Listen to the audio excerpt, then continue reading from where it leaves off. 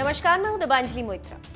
पूरी दुनिया एक तरफ कोविड-19 से लड़ रही है तो वहीं दूसरी तरफ चीन और अमेरिका आपसी जंग लड़ रहे हैं। एक दूसरे पर गंभीर आरोप लगा रहे हैं और देख लेने की धमकी भी दे रहे हैं। इसी बीच एक बड़ी घटना घटी। यूएसए के स्टेट सेक्रेटरी माइक पॉम्पियो ने इस हफ्ते एक टीवी शो में कोविड-19 को लेकर बड़ा खुलासा किया और कहा कि कोविड-19 मानव निर्मित है और इस महामारी को फैलाने में चीन का हाथ है।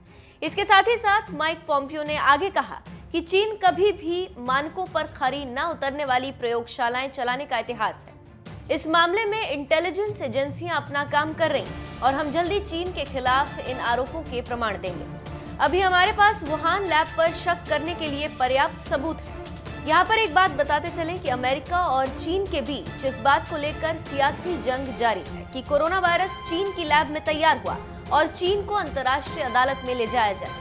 इस पूरे विवाद के बीच चीन की प्रमुख वायरोलॉजिस्ट शी जेंगली का जिक्र आजकल जोरों पर है। साउथ चाइना मॉर्निंग पोस्ट की रिपोर्ट के हवाले से कहा गया है कि पश्चिमी देशों के मीडिया में इस तरह की चर्चा खूब है कि शी ने अमेरिका को गुप्त सूचनाएं दी। वहीं साउथ चाइना के आरोप पर शी ने कहा कि ये सब बकवास है। अपने सोशल मीडिया अकाउंट पर शी ने लिखा, मुझे नहीं पता ये कितना मुश्किल होगा, लेकिन ऐसा कभी नहीं होगा।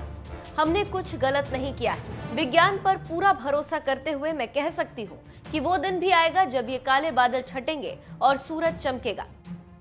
यहाँ पर एक बात आपको बताते चलें कि वुहान की जिस वायरोलॉजी लैब पर कोविड-19 को क्रिएट किए जाने के आरोप लग रहे हैं, शी उसकी प्रमुख थी। शी का नाम चीन ही नहीं बल्कि दुनिया के शीर्ष वायरोलॉजिस्ट में शुमार है। शी ने पिछले करीब 16 सालों से वायरसों पर काफी रिसर्च करते हुए वायरोलॉजी के लिए कई नए रास्ते खोले। पिछले ही साल इन्हें अमेरिकन एकेडमी ऑफ माइक्रोबायोलॉजी की फेलोशिप भी दी गई।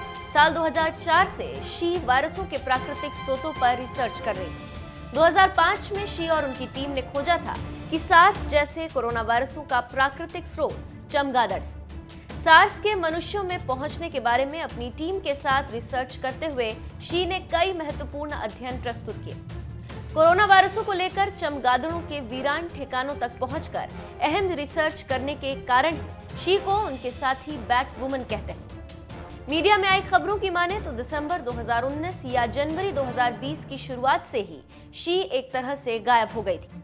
यानी कोरोना वायरस महामारी के फैलने के समय से उनके गायब हो जाने पर सवाल खड़े हुए। शी पर आरोपों की पड़ताल करती द वीक की एक रिपोर्ट में कहा गया है कि कभी ये माना गया कि चीन ने शी पर नकेल कस दी, तो कभी ये कि शी पश्चिमी देशों से मिलकर कोरोना वायरस से जुड़ी खुफिया जानकारियां चीन के खिलाफ मुहैया करवा दी। फिर यूरोप के एक वायरोलॉजिस्ट के हवाले से इस तरह की खबरें भी वायरल हुई कि चीन की वुहान लैब में कोरोना वायरस को किसी तरह क्रिएट किया गया, ये प्राकृतिक नहीं।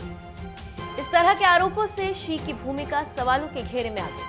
अब देखना होगा कि आगे क्या होता है। चीन शी को जेल में डालता है या अमेरिका से दो हाथ करने के लिए मैदान में उतरता है।